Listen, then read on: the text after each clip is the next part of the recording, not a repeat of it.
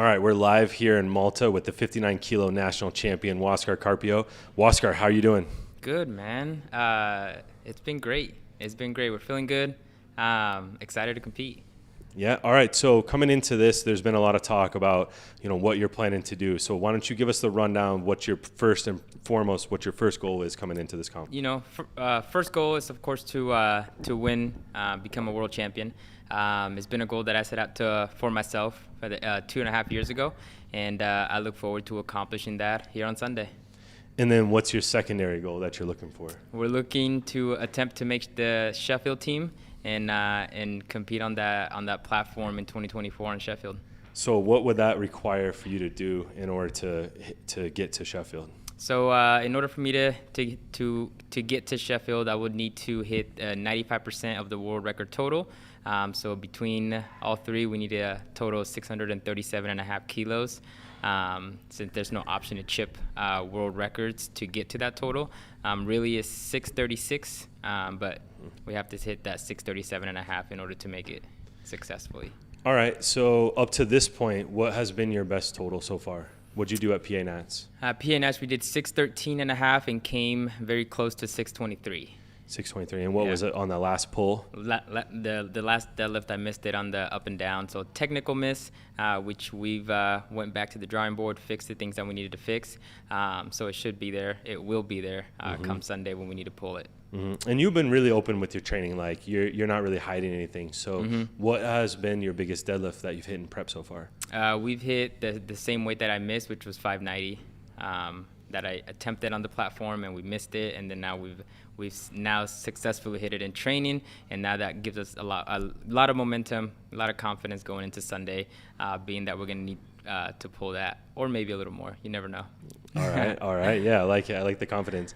And then how we talked a little bit about your deadlift. How's the squat and the bench training been going? Best I've ever been. Going into, squat, we just know that we left the kilos on the bar at PA National, so we're looking forward to pushing those further this time around.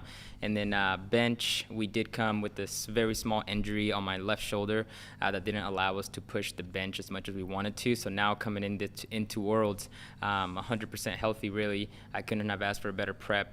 We're looking forward to really building a nice solid total and pushing each lift to their absolute limit. That's amazing. All right, so in the 59 kilo weight class, oftentimes, especially in all the lighter weight classes, there's always an issue with weight cuts. Mm-hmm. So how's the body weight looking going? We're 2 days out now. Yeah, there's a very good chance that tomorrow I wake up at weight, or if not very close to weight. So weight is definitely not an issue. And we took everything that we learned from PA Nationals, doubled down on it, and just fine-tuned it to the point that now coming in here, both my coach and I are very confident that we're going to be possibly even eating before weigh-in. So that's very exciting because I've never had the opportunity to do that. So. Yeah, man. I know you're a foodie. Yeah. You're posting all the time about the food that you can eat. Yeah. What are you going to eat after the comp? I'm going to get a deep dish pizza and some garlic breadsticks. Deep dish pizza? Yeah. Oh man, where? Around here in Malta somewhere? Yeah, there's a spot that my wife was eating at, and the gentleman there, he was super nice, and he was telling me about the menu and how I have to come back to eat certain foods, and I was like, all right, I'm gonna take you up on it, so I'll be back there after I compete. All right, man. I'm gonna be keeping an eye out for special good food for you. Yes. So, in order, you hear a lot of talk about travel and how it affects people coming into a competition. What did you do to counteract those effects? I got here 5 days prior to competing, and I'm glad I did, because man, that travel is no joke. I am now that I'm here and I've been here for 3 days, almost full days. My body has had the opportunity to adjust to not only the time zone, but to just getting rid of all that jet lag, because the first few days that I was here, man, it was rough. So I'm glad I got here early enough to allow my body to adjust to that travel. And now, I hit my last session today and it felt great. So I'm looking forward to competing now. Yeah, and so you've been in Malta for 5 days. What's your take on Malta so far? It's great. It's beautiful. It reminds me a little bit of back home. So it's definitely a place that I will hold close to my heart for sure. All right, man. Well, with that, I think we're going to let you get out of here, go have fun with the family, and we appreciate you. Yes, thank you guys. Tune in Sunday. We'll make history. Yeah, it's like, so for people listening, it's Sunday. It'll be actually Sunday morning, super early in the morning. Yeah. Like I think 2 a.m. What about for your people in Pacific time? I think it'll be 1 a.m. Pacific Standard Time for my folks back home. 1 a.m. Yep. Yeah. So you're going to stay up late and on Saturday night and watch Wascar get the gold medal for Team USA. Yes. I better see a selfie of y'all. You know what I'm saying? Yeah. Every single attempt. Make sure you're watching close. Yes. All right, man. Well, we'll let you get out here and go visit around Malta with your family. Appreciate you. Thank you. All right. Thank you. All right.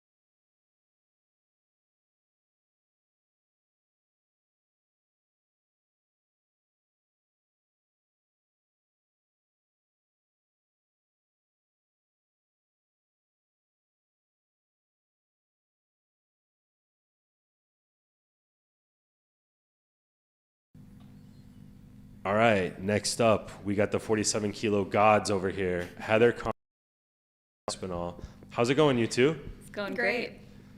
Are you? We're gonna let you guys just talk because it's pretty funny when you're together. So, how's it feel? You know, you two being here together in Malta. I think we kind of expected it from the very beginning. You know, pre-national talks, like we knew that 247s were going to be coming to Malta this year. Yeah. So, I mean, how has it been so far since y'all been here a couple days now? It's been good. Yeah, so far so good. And Heather, how is it different for you? Because you've been to a lot of worlds. Well, I do like this location a lot. It's warm, it's sunny all the time, and you can just relax either by the pool or go across the street and you're at the beach. But how is it, I'm saying, though, having Jessica here with you, you know? Oh, it's a little bit better. You know, typically it's just me. So I'm by myself a lot at World Championships until maybe a few days later when a couple more athletes get here. But to have somebody in the weight class with me, it's good to be able to hang out with somebody, talk to somebody, and just, be there for each other, especially with it being her first world championship. Anything that she may be worried about or have questions about, like, she knows she's safe asking those questions with me. Yeah, and so Jessica, what's your take on how you kind of have big sister here with you the whole time? How does that feel? I like it for the same reasons as she just said. Like, it just feels like there's somebody here to support me and help me out. Although we are competing against each other, everybody seems to have this idea of y'all need to be enemies or something. It's not that way. We know how to separate our relationship off the platform and on the platform, which is perfect for us. Yeah. So let's get it heated up though. As rivals, like, which one of you is going to win on Sunday? No, we both set our goals. Our goal is to win. Yeah. But it's one of those things to where if she comes out on top, I'm still going to support her. If I come out on top, I know that she would support me. But we do have one big goal in mind, and I think that's the same one, and that's first place. Mm-hmm. The ultimate goal. Yeah. Yeah, for sure. And Jess, what's your kind of take on it? Yeah, I mean, who wouldn't want to come win? Especially coming so close with top 3. Like, just all of us being right there. At least I think, back to back. All of us had made really good progress, or at least me and Heather have made tremendous progress right now in our blogs. So, it's anybody's game, to be honest. If one of us slips up, well, there you go. There's another 2 to come back and take that. So can we get some like face to face so you guys like stare each other down UFC style? I'll laugh. I'm about to laugh at you. Yeah. I'll just laugh. Try to give one meme. I love it. You guys are too nice. You guys are too nice. But what about if we start talking about Tiffany Chapone? It's a double-edged sword right here. Mm-hmm. I mean, everywhere you turn, it's a danger zone. It is like you turn to your right now, you got her. You turn to your left, you got me. So it's like, it's a big Yeah, and Team USA has points to take back, so Absolutely. Yeah, it's going to be big in the battle for team points. 47s are huge for us. Mm-hmm. So just talk about so far, you came out, Heather, you're notorious for having really bad travel problems last year at Worlds. How was it different this year? The amount of time that I've been here is significantly different. It took me 17 hours to get here this year, whereas it took me 4 days last year, and I was stuck in airports living off of Fritos and Cheetos and anything that was in my my peripheral, like that I could get a hold of, and just saw kind of like the stress of connections and how that goes. So to be able to have that going on for 4 days, like just the mental stress of everything, it was a toll. Yeah. And then to come in here with what was supposed to be like this big battle going on, and there's just only so much you can do with really half a day of recovery. So it's that weight was so heavy, and to have all those negative like travel experiences going against me, it just got even heavier. So this go around, like getting here significantly early, being able to eat, being able to relax, and just look forward to going to this competition healthy and strong, that's a scary feeling. I'd be freaking scared if I was another nation right now. Yeah, okay, so it's not scary for you. No. But it's scary for Team France, is what you're saying.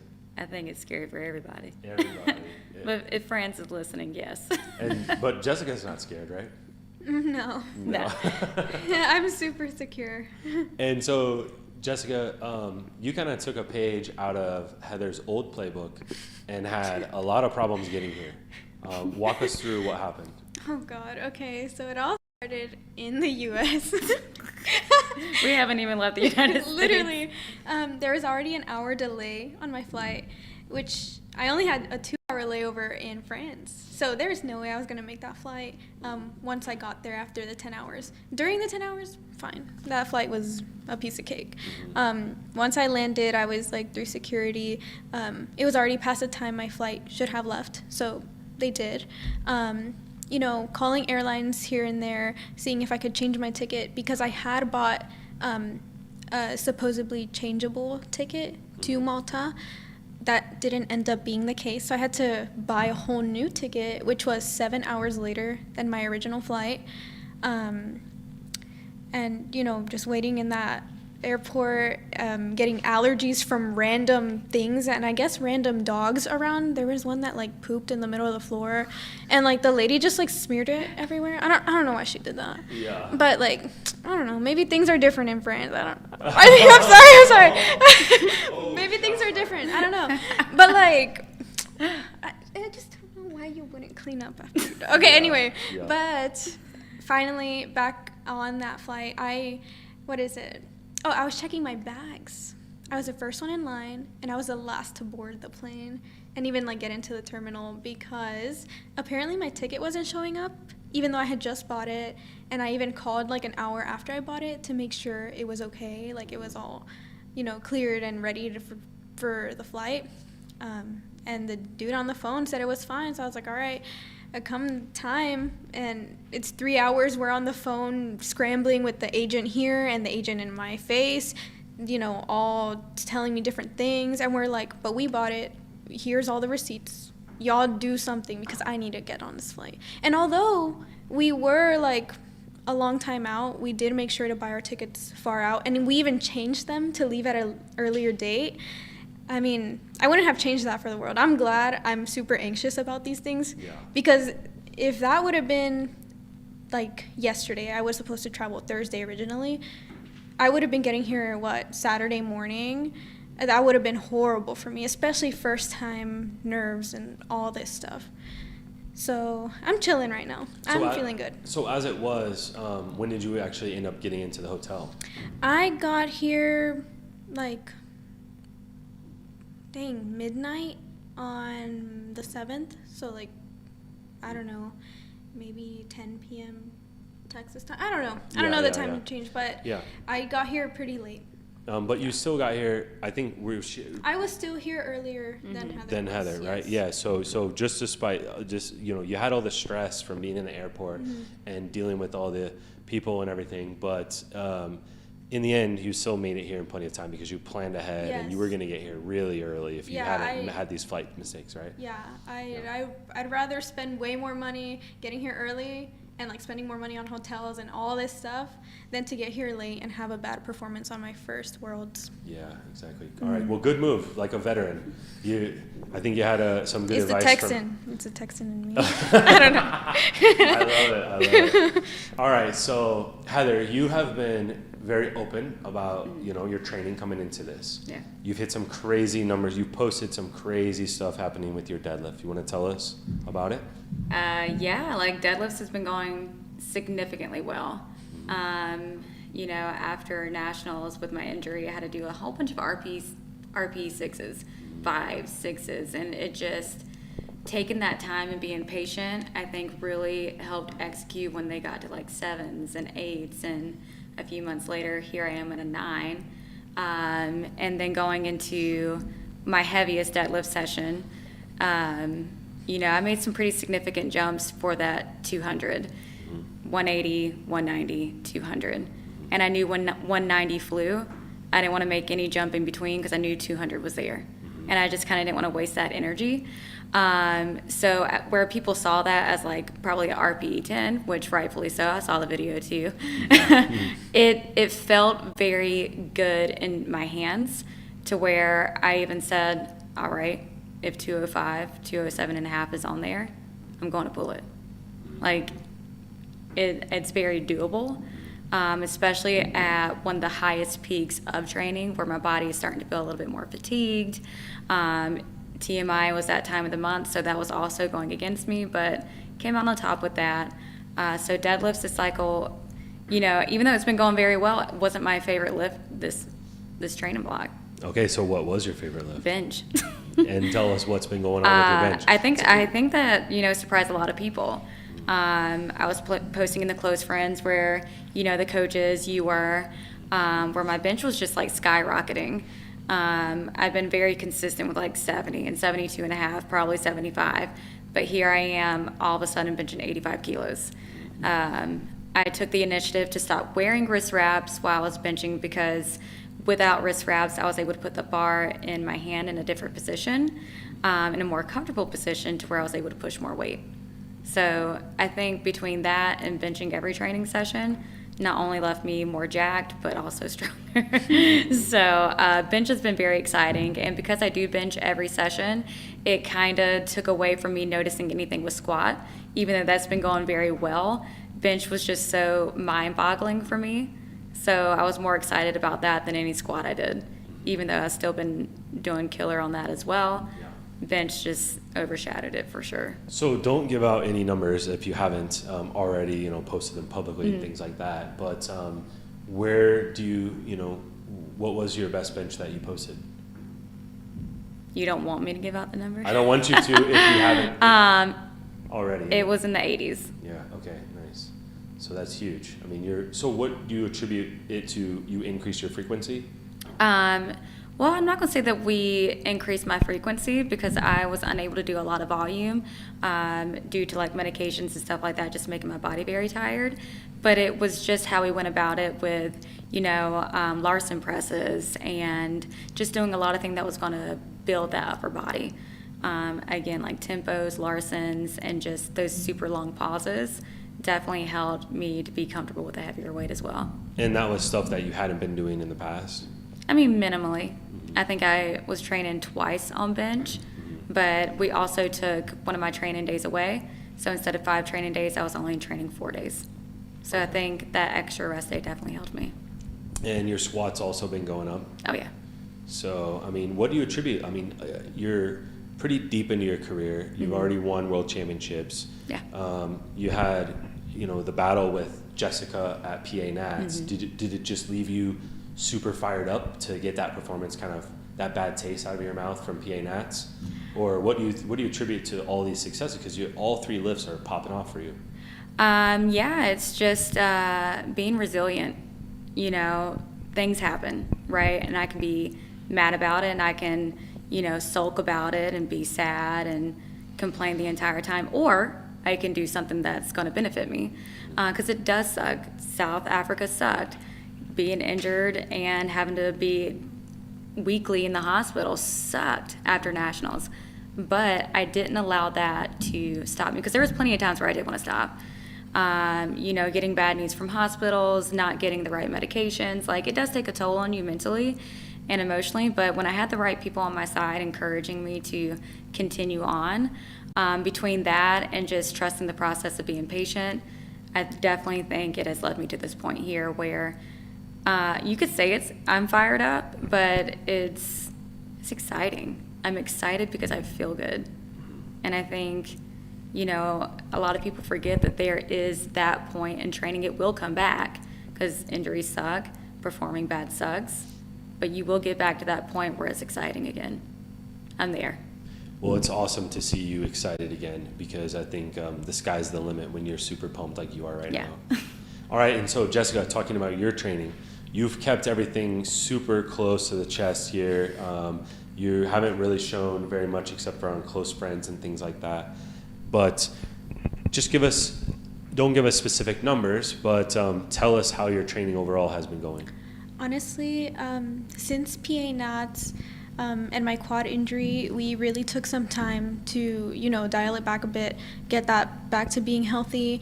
And in that time, we also prioritized bench and bench depth because of the rules. I understand at PA, we were kind of nervous because, of course, first competition with the rules, but also I still felt like I was borderline and not performing, to the IPF standard, which I think really helped me to take that huge block of time to just not focus on how much weight I'm hitting, but how well I am hitting it, right? So, that being said, my training ever since finishing that kind of, I would say, rehab block, we've fixed a lot of my technique that was rocky.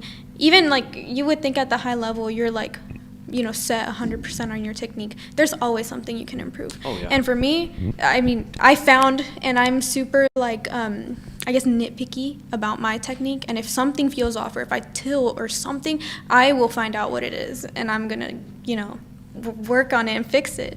So that's what we did. And I'm feeling great. Like, it is, you know, I thought the travel would affect me more, but I took every single precaution you could have. So I'm feeling awesome. Yeah. All right. And I mean, you're working with the strength guys. Mm-hmm. You're working with Jason and Tori, is it? Yes. What's it like working with them? I love them. They're a great support system. And even like branching from them, I know they have different athletes and coaches here and there, and everyone has always been so welcoming to me. And especially since most of them do compete IPF, like a lot of them have different experiences with this person or that. And, you know, all those experiences I take in because I know I can learn from anybody, no matter what level they are. So I love hearing everything that they tell me, and I really like the guidance that everyone gives me without making me seem stupid because I'm inexperienced. Yeah. Which we have to remind people, you're a junior still. Yeah, and I've also been competing for years beyond just my USAPL/IPF days. Because you were competing in high school. Because I competed in high school. I think that's the best takeaway. She says that she is able to take in what people are telling her. Mm-hmm. I need y'all to hear that. Yeah, a lot She's of y'all taking don't. in what people tell her. Like, that's the thing. Like, she can take constructive criticism, whether it's one of those things where people can tell her something and she has that choice where, oh, I'll take this and utilize it, or thank you, and then go about her day. Mm-hmm. But it's when you get people at her age that just, they get to this point and think they know it all. Yeah. And here comes somebody who's been in this for years trying to guide you in the right direction. But when you think you know it all, you're going to have a rude awakening. So it's really good that you're able to handle situations like that. Yeah. And so speaking of, I mean, you're wise beyond your years, obviously, and having this coachability, you know, we talk about it across all sports. Having that at such a young age, like Heather is saying, is pretty rare. Someone that's as experienced as you, but still young in life as you, you can get to that point where you think that you know everything. Mm-hmm. And so it's good to see that you don't have that. So thinking about the strength guys a little bit more, they're pretty famous for their scouting reports. What's their scouting report on Heather? Honestly, I'm gonna be honest, I have not seen anything. Okay. I have no idea what we're really like. It's okay. You can say no comment, or you can also say it's proprietary for the strength guys. But I just wanted to ask: you haven't seen any scouting reports on Heather yet? No. Okay, but I'm sure you will. I'm sure yeah. there's something hidden in Jason's files. Oh, he has files. For sure. Oh, for sure. Jason, Yeah. He carries a clipboard. He definitely has a file in there. Oh yeah. Oh, he And knows. they're like, let me see. He's got probabilities on what your thirds are going to be, Heather. I can guarantee it, which is pretty cool. And Jessica, the last question I want to ask you about your training and your technique and everything is, you know, at PA Nats, you came out and you missed your opener on bench, mm-hmm. which is, for a lot of people, would have them absolutely freaking out. How did you handle that? And, you know, and how do you feel bench is going to go this week instead? Literally, I knew it was a fluke from when it didn't come off my chest. I guess that's why I didn't react, because I was just like, this is just one of those things where I just need to tweak this little thing and it'll be fine. And it was. So going into this, I feel way more secure about my bench depth. I feel like it is not borderline anymore at all. I feel like I am pausing numbers that I've done before. Like, everything is just clicking really well. And it's just like, I don't know, I have no concerns. I noticed today in training, I think it was your last session, mm-hmm. That Alex was giving you like super long start commands and long press commands and things like that. And so do you think, is that a regular thing that y'all do in training? Yes. I pause literally like 3-4 seconds in training, because I know here they'll pause me 2 seconds. So I'll be fine. Like, yeah, every precaution I have taken. And what do you think about just missing a bench opener on strength, what it looked like strength? I mean, it looks like it was a technique issue, but and overcoming that and then winning the competition in the PA Nationals, becoming the national champion. How do you think that has prepared you, you know, just to face adversity? I think, obviously the title is cool, right? Especially winning against Heather because you've been in the sport for so long. And, like, you know, once upon a time I did, like, really look up to you. And I'm like, oh, my gosh, I wish I could be at her level one day. And being beside her right there and finally, like, getting to that is, like, dreams come true, right? Yeah. But then there's another beast to take down. Yeah. And I don't know. I'm just excited. Yeah, Like, I got you. She's not alone taking it down. yeah, and now I'm not alone. Yeah. Yeah. And who knows, like, maybe our points will add up anyway and Yeah. take down the whole team. Yeah. I hope so. We I hope think so. we're just gonna scare a lot of people coming in together. So Mm-hmm. They're not prepared. Nobody has seen what I've done. Yeah. So I know. yeah, And she posts her dog. I post my dog. Y'all love him. Y'all will love him. Yeah. I don't care if you don't. You will. Yeah, we do. And then as far as Heather is concerned, we know that it's possible that you could just pull anything for the win. So, and we don't know what Jessica might be packing. So, all right. Well, it's been super exciting to see you here together, and wishing you the best of luck to get the gold medal, one of you, and the other one the silver medal. Maybe tie whoever wins on body weight. Maybe tie on body weight. It comes down to lot number. Who knows? I'm gonna go poop. Right before. All right, you guys. Well, thank you so much for taking the time to do this, and we'll check back in with you throughout the comp, and then we'll also do a press conference after the meet as well in the same place. Nice. Of course. All right. Thank you. Good luck. Thanks. Thank you. Get them. Okay, are we off air? Watch the mic have picked up to go poop.